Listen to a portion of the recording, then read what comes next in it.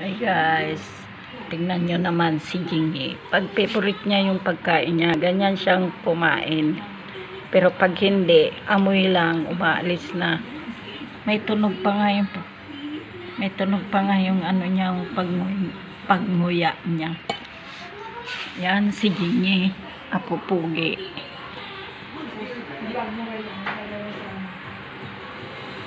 Grabe ang pupugi namin, oh. Oh.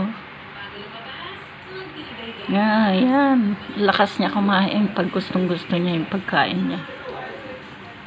Pero pag hindi, amoy lang, ayaw na.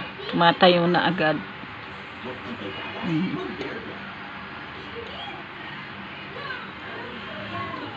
Sige, kain ng kain. Pag umalis si mama mo,